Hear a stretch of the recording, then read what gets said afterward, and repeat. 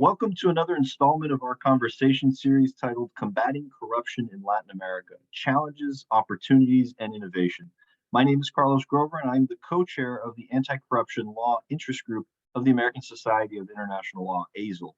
We are partnering with AZIL's Latin America Interest Group to bring you this conversation series, where we speak with individuals that have unique insights into the challenges, opportunities, and innovations in combating corruption in the region. We are pleased to have with us today Dr. Fernanda Odilla. Dr. Odilla obtained her PhD in social science and public policy at the Brazil Institute at King's College in London. She also has a master's degree in criminology and criminal justice from King's and pre-masters in crime and public safety from the Universidade Federal de Minas Gerais, as well as a BA with first-class honors in journalism from PUC Minas. She's currently a research affiliate at King's and a research fellow at the Department of Political and Social Sciences at the University of Bologna. Prior to entering academia, Dr. Odilla was a journalist for daily newspapers in Brazil, where she focused on investigating and exposing political corruption. She also served as a multimedia producer for the Brazilian desk at the BBC in London. Dr. Odilla's research interests include control of corruption, accountability, integrity and quality of government, and new technology in the context of anti-corruption. In March, she published a fascinating paper titled Bots Against Corruption, exploring the benefits and limitations of AI-based anti-corruption technology, which will be the focus of our conversation today. Dr. Odilla, I have to say, I'm very excited for this conversation today. Ever since I read your paper a few months back, so I want to thank you very much for being with us today and sharing some of your insights with us. Thank you for having me. I'm excited as well. So I thought we could maybe start talking a little bit about the general context and current anti-corruption landscape in Brazil. And you're somebody who's been an observer and kind of as an academic as well as a professional of anti-corruption efforts in Brazil for several years now. So I'm curious to hear your overall take, right? I think right now we're at 10 years of the anti-corruption law, Brazil's anti-corruption law being in effect. And I'm curious, as you reflect on those 10 years and also before those 10 years, what do you consider some of the important impacts of that law and some of the efforts that you've seen over the years in terms of combating corruption in Brazil? Well, I must say that, as you said, I was working as a reporter for daily newspapers, and one of my tasks as part of the investigative team was discovering the next week's scandal. And I must say that in Brazil, this wasn't that hard, but the most difficult part was convincing authorities, law enforcement agents, or even civil society to react. And this was what took me back to the university to kind of stop and think about corruption. And this is a great question, because the way I see it, Brazil has been developing new anti-corruption checks and balances, mechanisms, legislation for a long time now. But this has been done under intense pressure, under fire, I must say. We have a corruption scandal and then reaction, or we have international pressure and then reaction. And this anti-corruption legislation is a bit of a lot of international pressure as well. After the UK anti-bribery law, Brazil was kind of one of the biggest countries that has no legislation to punish companies, basically. So it was, and it passed, I don't know if you remember, under also domestic pressure, because people were on the streets, the June street demonstrations, so they were there asking for a lot of things, among them less corruption. So it was passed in a hurry with not much discussion, debate wasn't something that we had regarding this particular legislation, but it was super important in many ways. It created this compliance culture within companies that we didn't have, but also it allowed the so-called car wash investigation, the Lava Jato one, to advance and to sign agreements, to manage to get money back, and also investigate corruption with the help of some companies. So the way I see it is that Brazil is having an incremental development, very slowly, sometimes 2 steps forward, 1 back, under intense pressure amid corruption scandals. But the overall picture, I like to see the full glass or half full glass, let's put it like that. I see it's positive. We've been improving, but it's not perfect. Absolutely, no, understood. And in your research, it's focused on, not just this current paper, but your full body of research. You focused on pre-Lava Jato, during Lava Jato, and post-Lava Jato. I'm curious to hear your thoughts on the impact of that kind of groundbreaking investigation on anti-corruption efforts in Brazil.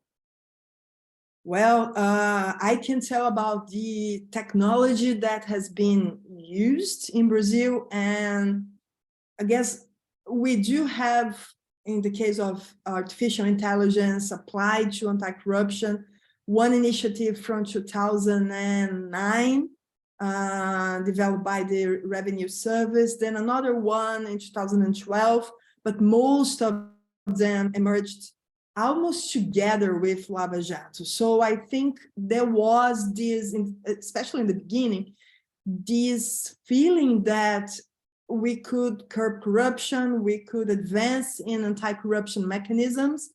And I fear now that this peak has not been interrupted, but people are not that angry, they're not that desperate to develop these type of tools as we had, mainly because of the issues of the investigation and all the criticism that it attracted. But still, Brazil, to me, is a great example of how demand, in the sense that many scandals and corruption, we cannot deny, is systemic in Brazil, and how this somehow pushed for new technologies to emerge and to be developed, and not only from the top down. So although I must say bureaucrats are the one, public officials are the one developing the most advanced tools,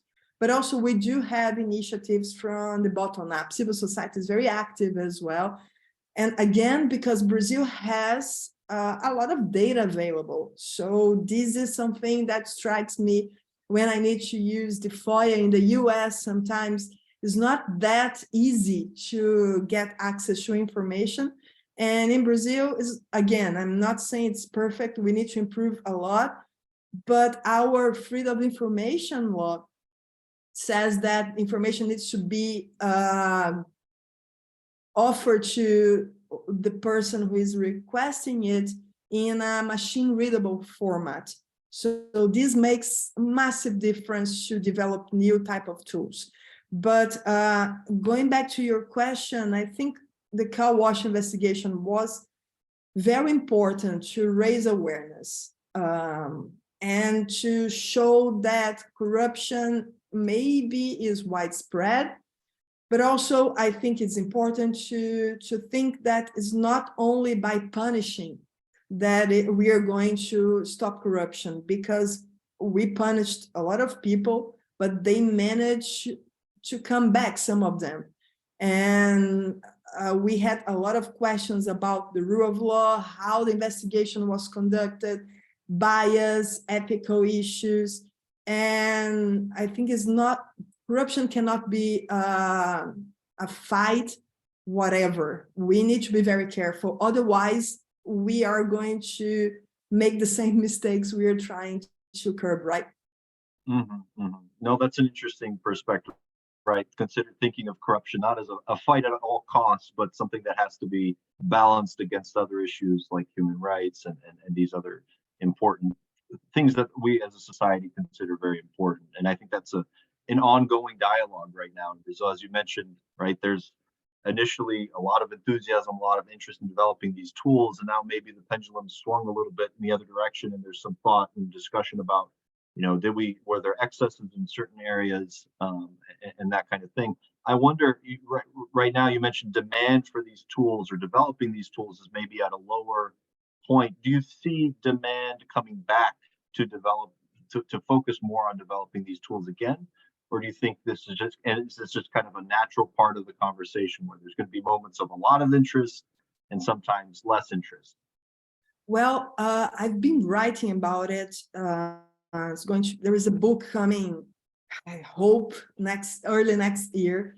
And interesting enough, is less about the demand or this feeling that corruption cannot be faced only with technology or these things like that, but it's also because we do have different phases in Brazil. And then let's talk about top-down approach.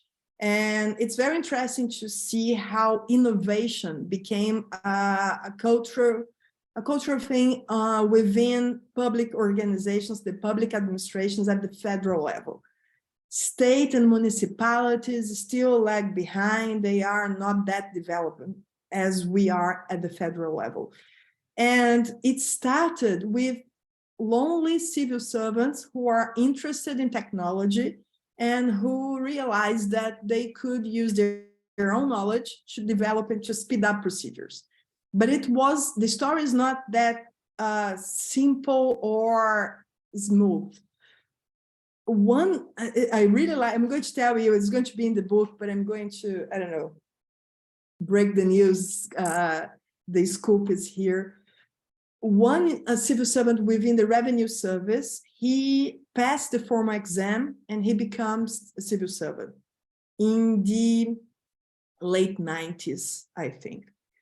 He goes to the port of Santos and to become an inspector. Basically, in Brazil, the revenue service looks after the customs as well. So he was there, and at the time he was already doing a master's in artificial intelligence. He has a computer science as a background, and he realized that everything was manually, and he could develop something to speed up the procedures, to automate things that are based on pen and paper. And he asked the boss. The boss reacts saying, "We've just arrived. It seems you don't want to work." So no, the answer is no. Keep doing what you're supposed to do.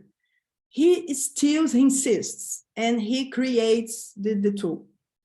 And you think, oh, this is a great story. And then the boss realizes, oh, you're right. No, on the contrary, they open an administrative procedure against the civil servant because he used data, internal data, he wasn't supposed to use, not for what he did. And he wasn't fired, but he was put, what we say in Brazil, kind of aside in the fridge. So he was there just working as an inspector. A few years later, he heard that another civil servant was developing a similar tool. And then he connected and things started changing, and the bosses changed, the mindset changed as well. And now he is the head, or he used to be the head. I'm not sure, and we need to check this. But when I contacted him, he was the head of an innovation lab within the revenue service. So it seems that Brazil has been aware that the public administration needs innovation, not only to fight corruption, but also to improve procedures, because there is a lack of working force. The budget are every year more constrained. So this is a way to face this type of issues. But what we still see there, although there is this different mindset, is that individuals who are more enthusiastic with technology, they are developing their tools. But they face an issue that is gain scale and convincing the other civil servants to use it. So not everything becomes super used.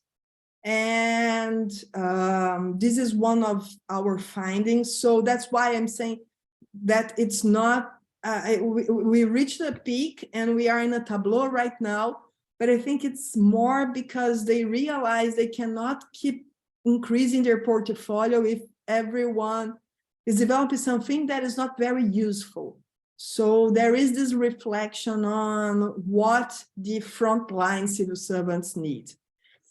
From the civil society perspective, we also had a peak of technologies emerging, but activists face an issue that is convincing citizens, ordinary citizens like you and me, to use the tools. So we do have a lot of interesting things like Rosie the bot that scrapes data from the lower chamber, cross-check data, and tweets automatically every time it finds something suspicious. They're very careful with the wording, so they never name it corruption. But also, we do have more crowdsourcing tools, like there is it started as an app for mobile, but now it's a chatbot on WhatsApp that is to invite people to monitor the construction of schools. But when you talk to the developers, they say they had very few access and 11 pictures, because you can go, you can take a picture and they control if the construction is late or not. They contact the authority responsible for that, but no one knows it exists and very few people use the tool. So they find very hard also. So we're talking about users. This is one of the biggest problems of anti-corruption tools, although corruption is an issue. So this is one point. And from the civil society initiative as well, not all data is available. It's we do have a lot of data, but not necessarily the ones that allows very in-depth analysis.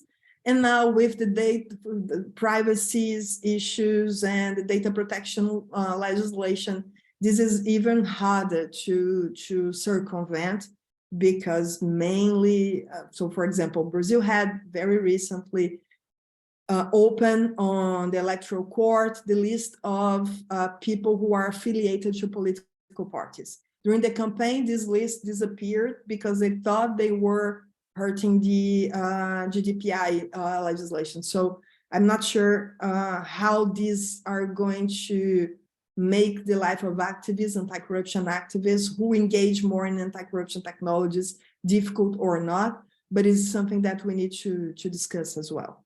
It took me too long to answer you, but sorry. No. That's very, very helpful. And maybe starting with the top-down approach or initiatives. Something that's interesting about a lot of the different projects you've been a part of is that there's a significant interview component to your research. And so you've done over the years a lot of interviews of civil servants. And I wonder, have you noticed over that time an evolution or different changing perceptions on adoption of these tools? Is there more receptivity to it? Is there more frustration with the tool? I do make this question to those who have been developing the tools. And they say they are using now a different strategy. Before, most of these tools emerged during their master's, PhD, and so they combine the academic interest with something that they thought would be useful for their work. But now they are more interested in connecting with the frontline civil servants, those who are the inspectors who are going to the streets to check things, those who are engaged in investigations, to discuss with them and think together a conjoint solution. So before, I think they were more interested in testing data processing techniques, in experimenting something. Now they realize it's not that easy. So they create amazing things, but no one uses it. So now they are more aware they need to connect, to create this connection between the final user. And it's not only, they are not only creating tools for civil servants, but they're also creating tools for the ordinary public. So this is also something interesting to see. They try some chatbots on Facebook, on the Court of Accounts has Zello, it was a Twitter bot, then moved to Telegram. But I think it's still, we are not, they are experimenting a lot, what is good, and innovation, when you think about innovation, it needs that. But they are now trying to move one step forward that is gain scale and making their ideas useful. Mm-hmm. Mm-hmm. So you mentioned a couple of times the availability and the richness of the data that's available in Brazil. So that obviously lends itself to making Brazil a great case study for these types of initiatives. I'm wondering what are some of the other factors that make Brazil such a good case study for this type of activity? Well, I guess starting with the fact that we do have a lot of corruption scandals. If we think about, since democracy was restored in the mid-80s, every president had in his or her administration at least one big corruption scandal to deal with, right? Also, as I said, Brazil is very reactive. So many legislation or piece of norms, rules, they came in the aftermath of a big corruption scandal. So this is also, so we have a lot of reaction and the positive ones to improve the data availability, to improve the legislation, to punish corruption and things like that. And also, I think the digital divide in Brazil is decreasing fast. So one point needs to be done here, that digital illiteracy is a challenge in Brazil, but compared to, I don't know, 5 years ago, 10 years ago, the digital divide decreased a lot, and at least mobile phones are, I think, the way Brazilians connect the best in the internet. So this is also something that explains a bit why we are in the level we are. So this is a combination of corruption scandals, the new legislation that emerged to be more transparent, to offer more tools for accountability, and finally, the access to the internet and to devices. You mentioned a moment ago too, right, that there's a decrease, or not decreasing, but perhaps not as much of an interest in some of the civil society-based tools from the general public. Do you attribute that to the digital divide, or what do you attribute that to?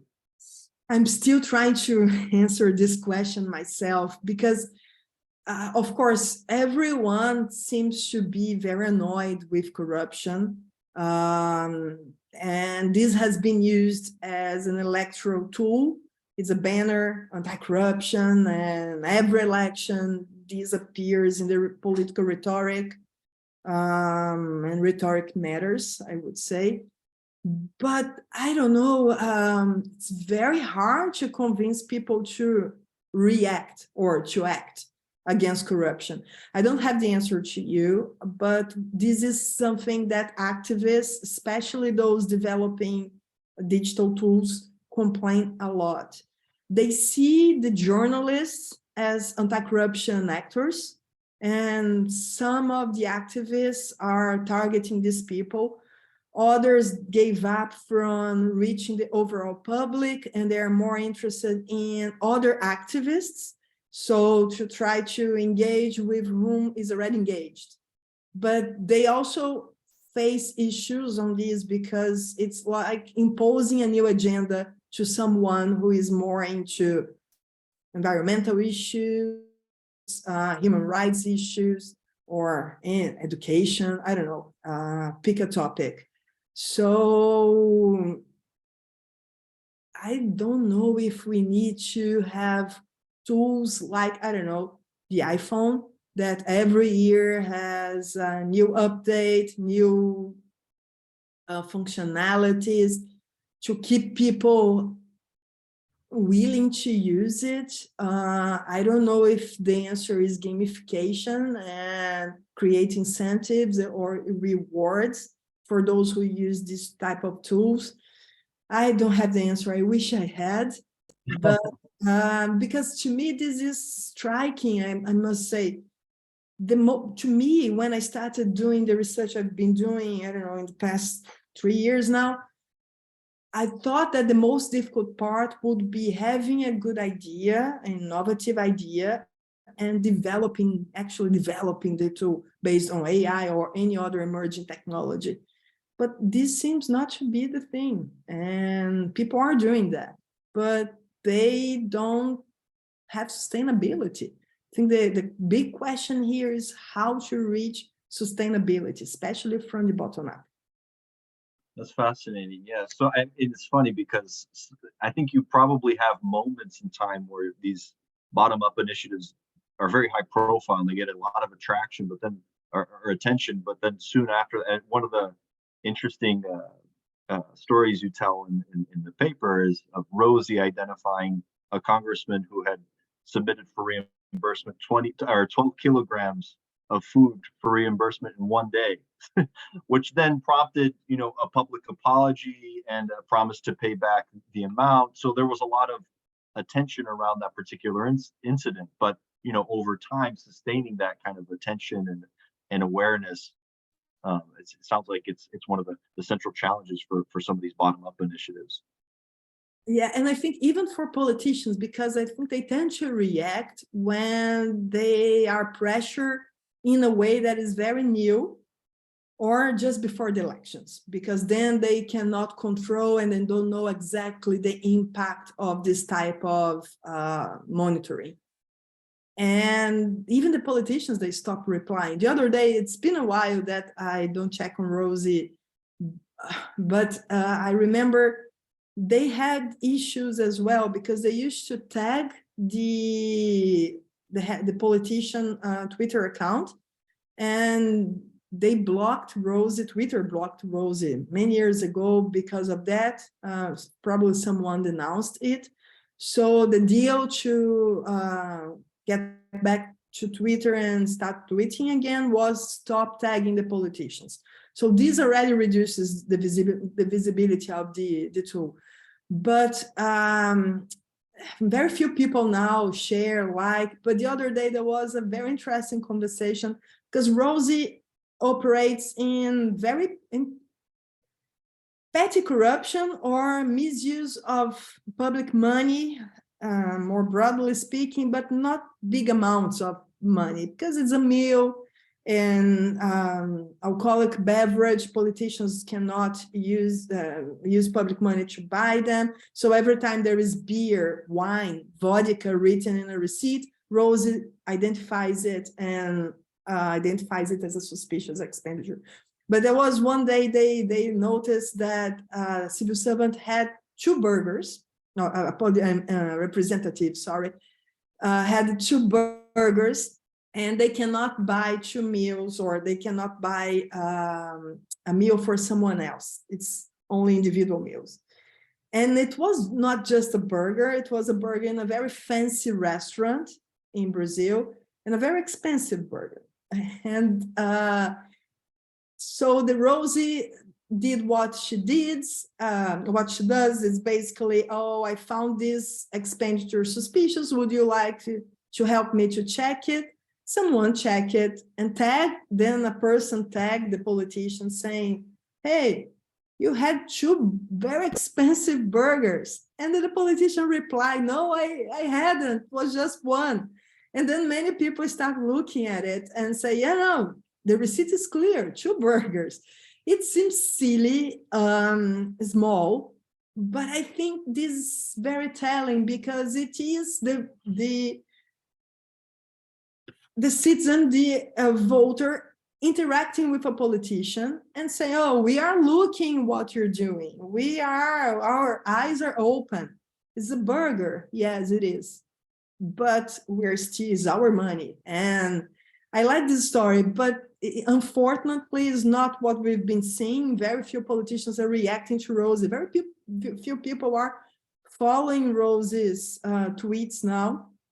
It has over 40,000 followers on Twitter, but when you look at the number of likes or retweets, it's very small compared to the number of followers. So it's a pity because, and then this is, I guess, a good example because it was created in 2017, the Twitter bot, the initiative is from 2016, but it hasn't been updated.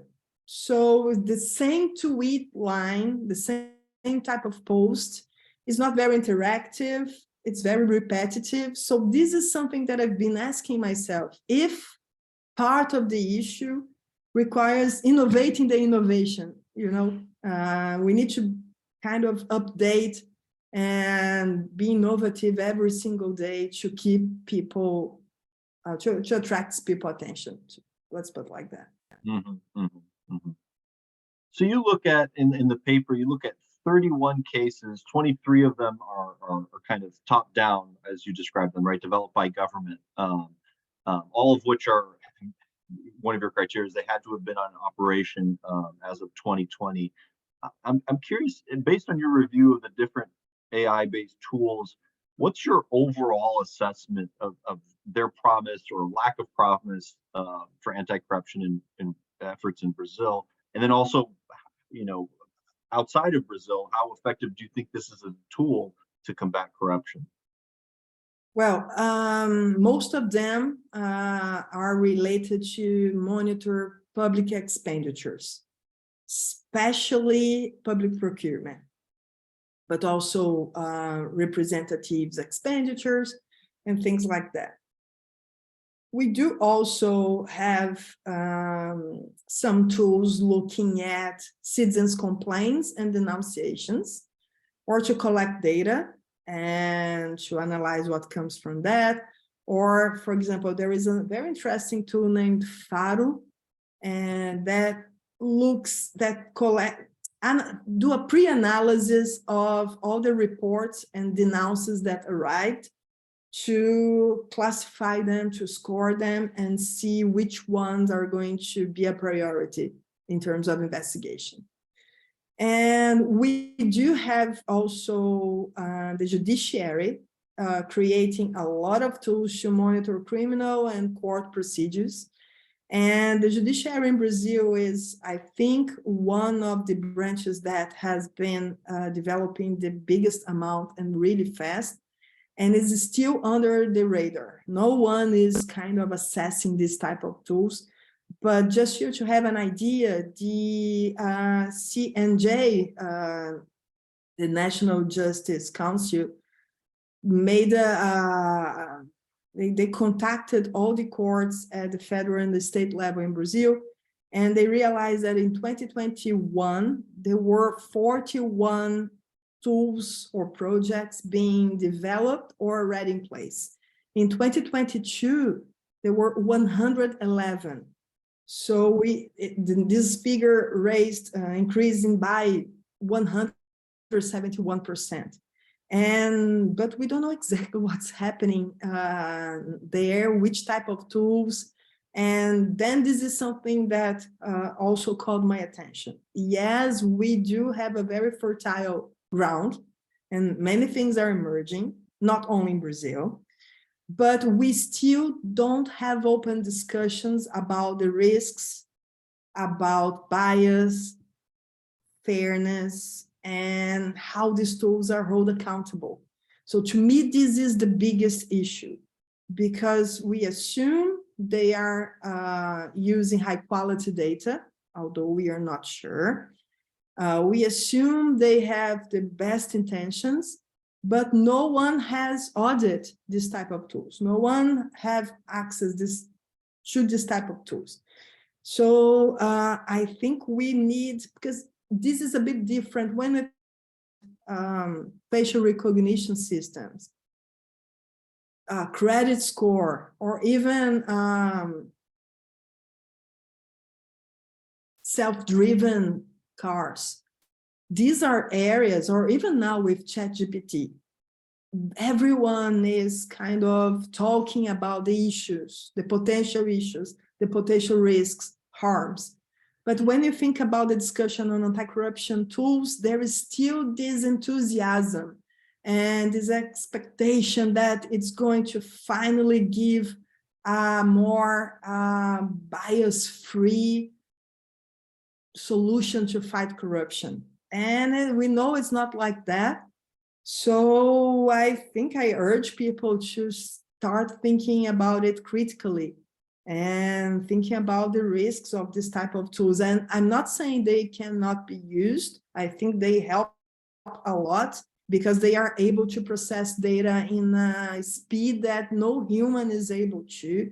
They can identify standards, partners, they can see outliers, they can recognize things that maybe human eyes are not able to do very fast, but they are not problem-free, and they don't bring the neutrality that we would like to, because most of these tools learn from past procedures. And we know, especially talking about corruption, that very important people, they're not often punished. Impunity is still a big issue in many places. They can be investigated but not convicted, for example. Also, if you rely only on databases that are resulted in cases that resulted in punishment, we are not getting the most smart ones who didn't leave a lot of evidence behind and escape from punishment. So maybe we are just getting one type of cases, let's put it like that. So yeah, I think what we need now, not only in Brazil, but everywhere, is a more critical approach and try to think about how to mitigate risks. I think we need to be more propositive in this regard. Mm-hmm, mm-hmm. And that's an interesting point on the bias, and something that you stress in the paper, right? If you found one thing, you're likely to keep finding that one thing, but you might miss out on other things. I'm curious, given the limitations of the tool as well, how autonomous were the tools, or how much human intervention was required for these tools that you looked at? Did all of them have a human element, so to speak, to them, or were some of them more autonomous than others? This is what the developers claim to justify the lack of concern regarding bias, because they say these tools are not taking autonomous decisions. They are only supporting human action. And most of them are predictive. They are score risks.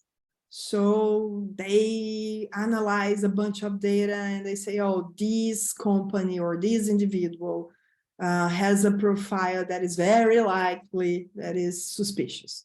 Or this expenditure in the case of the representatives and Rosie, for example. So they do this, they try to predict and ask for human intervention. So basically they say, oh, they have a red flag, and then say, please check it.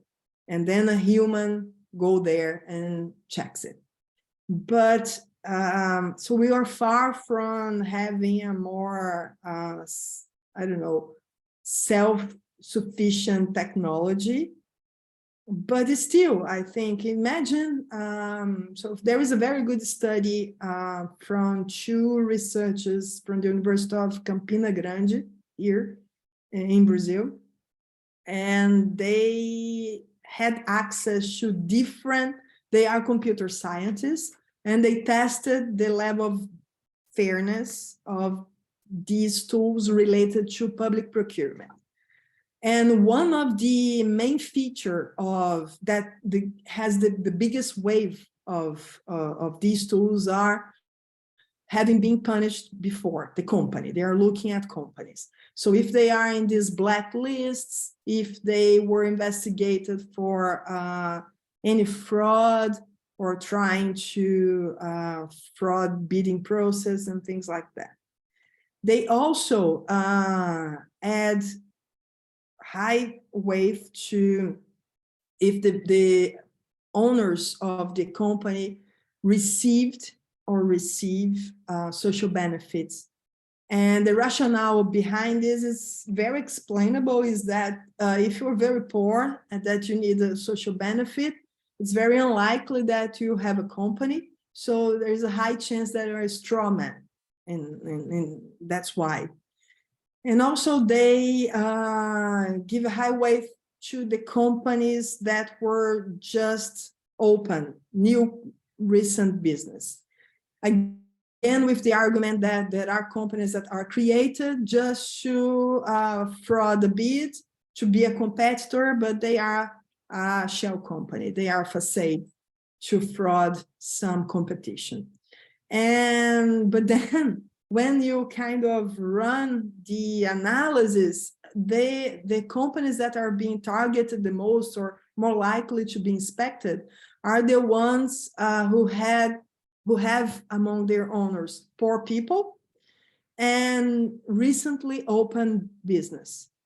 And this is somehow a type of unfairness, right? Because I understand the rationale behind it, but you're being unfair with those who are initiating the business or those who had a background that apparently can be seen as incompatible with running a bid and trying to get a public contract. But sometimes it's not someone who had the opportunity to study and now it's initiating a bid. It's not. So some tools, they don't use the ones who are currently receiving the social benefits, but had received in the past years. But this type of discussions are not open. We don't have this discussion open. We don't have the opportunity to check these tools. And this is another problem. I understand some of these tools operate with high sensible data that cannot be open to everyone, because then the ones who are actually frauding the system are going to learn how these tools operate, and they are going to circumvent that. But we need to think about a solution. So that's why I think we need to be more critical and think about ways to mitigate this issue, even if it is having external committees with agreements that they are not going to disclose or anything, but they have access to this. I don't know. We need to think a solution, because I fear we are replicating errors that we made in the past instead of creating solutions to fight corruption. Mm-hmm. That's interesting. So it sounds like some of the biases that might be built into these tools, they not only undermine the effectiveness of the tool itself, but also kind of contribute to, social ills and inequalities, with your example of the, making it more difficult to get a public contract if you're from a lower income bracket. And yes, I've just submitted a paper last week in which I discuss bias and fairness, and only using Brazil again as a case study. As you said, it's a great lab and a lot of data available. And I think we can see bias and unfairness in different layers. There is the individual layer, the person who is creating the tool. And the person has his or her own values, beliefs, and maybe the bias is unconscious. The rationale is correct, but still you're replicating some injustice there. Then we do have problems, institutional bias, the form as procedures, norms are conducted.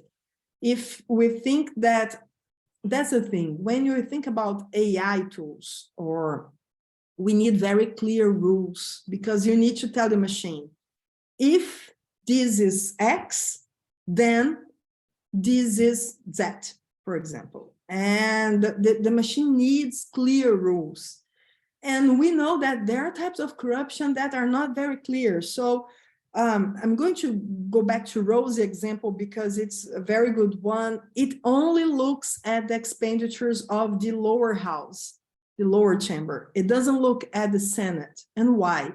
Because the Brazilian Senate has broader, wider rules that it makes more difficult to train an algorithm to identify issues, because senators can spend up to a certain amount, and there are no clear rules with what they can or cannot spend. If you look at the representatives in the lower house, they cannot buy a meal for other people.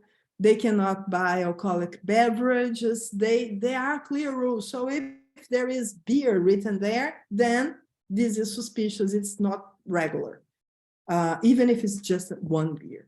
So we lack, so this is a kind of institutional bias. Depending on the lack of rules, you are going to have a tool that is going to work very well for one agency, one unit, the lower house, but not to the other, not to the Senate, for example. And also we do have issues with the data per se. And so the input, so if there is not enough information was entered, missing values, if everything is on paper, it's not digitalized yet, we don't have reliable databases, then it compromises the data processing, but the data processing can be biased as well. So you find a technique that is more accurate, but it has a lot of outliers. So you eliminate outliers, consider they are not important. Or you prefer a technique that is faster than accurate.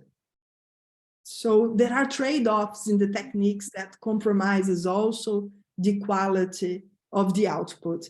And if the output is not that good, it's going to be used in most of the cases to train the model again as an input. So it's a vicious circle that, so you have different levels of bias, and we don't talk about it as I'd like to, I would say. Right, right. And it sounds, one of the things that in your paper that you mentioned is that you submitted FOIA requests, or Brazil's equivalent of FOIA requests, to several agencies, and some agencies were very, responded very thoroughly to your requests and were very transparent, and others were kind of more readily relying on the argument, well, some of that information is secretive, or we don't want to share that. I understand for very legitimate reasons of the need to preserve investigative integrity of the strategies used, et cetera, et cetera. I wonder though, because you've pointed out too that in some of this, the development of the algorithms and some of the data sets, it's a little bit of a black box that we don't have much visibility into. Are there certain agencies, do you see that there is a disparity in the agencies where there are some that are a center of excellence for transparency and they don't have this issue, and they've done a really good job of being transparent, hosting hackathons and inviting people into the kitchen to cook with the agency on how to do this, whereas others have been, perhaps because of the nature, maybe it's more of a security, like the federal police, for example, that naturally might have more of a security lens where it's been less resistant. But I'm curious if you've seen that disparity, and if there are certain agencies that you think have really led the way in Brazil. Absolutely. I made the same questionnaire for everyone, and intentionally I haven't asked very complicated, sensitive questions, or that require disclosing sensitive data. And many agencies replied really fast and complete answers, and others simply denied and said, no, we don't have any AI tool to fight corruption. And the federal police is a great example because they denied the information, and I had to appeal using presentations of federal police officers explaining the tools, or the then Minister of Justice announcing that they've just launched a very powerful tool. And then I said, well, it's very weird because in this presentation, these police officers said that, the Minister of Justice said that. So I wondered why exactly we're denying that. And the reply came the next day. So as if the answer was already there, but they denied just to see. And if I insisted, I would get it. But the reply came incomplete compared to the other agencies. So, I think internal culture of being more or less transparent, to being more open to interact with citizens than other. So the Office of the Controller General was really open. Some other agencies as well. And this is a bit frustrating because you see that the Freedom of Information Act has been treated differently among the agencies. The Office of the Controller General also organized in the past a lot of hackathons, but I don't think they disclose internal information. But they help, they give support and they give money. But hackathons are also tricky because it's cool. People in one weekend, they stay there, melting their brains, thinking about solutions. But again, they have a lot of issues with sustainability. They go there to participate, to get money, but it's very hard to see a tool that became something used by the federal administration or by the ordinary citizens as well. But yeah, I'm a big fan of the Freedom of Information Act. I've been using FOIA for years now. The Brazilian one was introduced in 2011, if I'm not wrong, and it is very helpful. And I'm also a big fan of the databases that have available all the requests and also the answers. Because sometimes you don't need to wait for the 20 days plus some extensions. You can find the answers there easily with a simple search. But it's still very weird how the agencies deal with that. I hope it's been over 10 years and we still have issues to get access to information that are not sensible, are not secret at all. Mm-hmm, mm-hmm. Interesting. So it sounds like a lot of the tools that were, or AI-driven tools that were developed in Brazil were kind of homegrown tools, right? That either it's a civil servant with a lot that's very tech savvy and can develop the tool, or it's a citizen who's taken an interest in the subject and has the necessary skills to develop the tool, that kind of thing. So very, very much homegrown and very specific to the context. I wonder, have you seen any initiatives in Brazil where the international community has played a role in incentivizing the development, or do you see that as, and if not, is that something that you think there could be more of? The great question, and most of the solutions are in-house solution. We do have the federal police using Watson from IBM, but they are not very outsourced. And now I know that the Office of the Controller General, they have internal discussions to open this for startups and companies with non-disclosure agreements, but they want to bring the market, this private side inside to help them to develop things because they think the private market has more knowledge on scaling or on being successful. So, but I don't know if it's going to happen. They are still discussing how to do that, the best way to do it, but they've been privileging in-house solutions. The tools from the civil society, most of them are sponsored by international organizations. Ford Foundation, Google, Open Knowledge, Open Society, Open Knowledge. So yeah, there's foreign money coming to sponsor the tools. But then it's quite interesting because activists complain that they need to have funds, they need to keep creating new tools, and because no one wants to sponsor existing tools or the expansion of existing tools. So they need, sometimes there is no demand, but because people think education and corruption is a hot topic, so they need to develop something on this just to get the fund. So this is also problematic. It's good they're getting money, but it's also problematic because somehow funders are imposing an agenda that it's not necessarily the most urgent agenda for a specific context. But yeah, so, and this is also interesting. You mentioned the international community, but what I realized that in Brazil, for example, developers community, they go around the specific computing programming languages like R, Python. And the Python community in Brazil is super strong. They have annual meetings. They are helping each other. They are on Telegram groups. They are also engaging in some way or form. So this also is kind of cool to see because most of these bottom-up tools, they also involve volunteers, people who are trying to learn open source projects, and then they engage. It's a mix of I want to learn, I want to practice more, and I want to contribute. So this is also interesting to observe. And it's not something that we see everywhere in every topic or in every country. So this is something I like to highlight as well.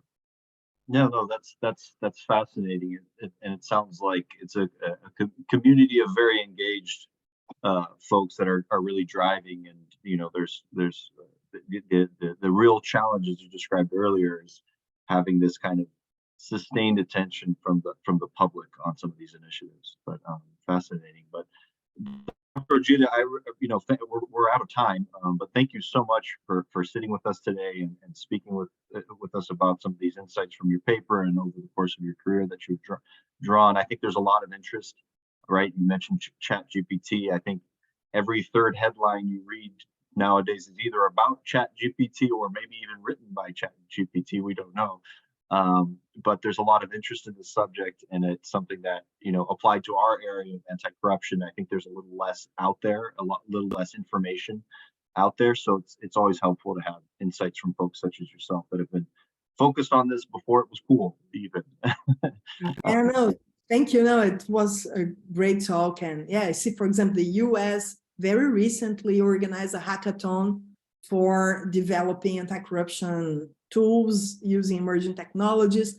So there is this interest that is growing everywhere, but still, and I'm going to insist on this point, we need more critical views, and we need to think about ways to mitigate the issues, because there are issues, and we need to be aware about them and try to anticipate things that we don't want to face in the near future.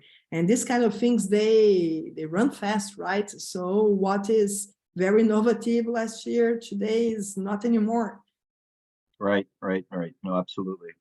So plenty more to come from this space, and of course, Dr. Odilla, if you find the answers, please come back and speak with us again. But in the meantime, we should definitely keep the conversation going, and because it's an important conversation to have. As you mentioned, there's some pitfalls associated with these tools that are important to consider as we develop them. So it's good to have attention on the development of this. And I invite everyone to think about the topic, or if someone has an idea or is working on it, please, let's work together. I think I'm open to innovation. Absolutely. Well, with that, I want to thank everyone who's watched, and I want to ask you all to still stay tuned for upcoming installments of our conversation series on combating corruption in Latin America, challenges, opportunities, and innovation. Today, we had a fantastic example with our conversation with Dr. Odilla of innovation that's coming from the region. And we're going to continue the series, focused on these important topics. But thank you very much, And until next time.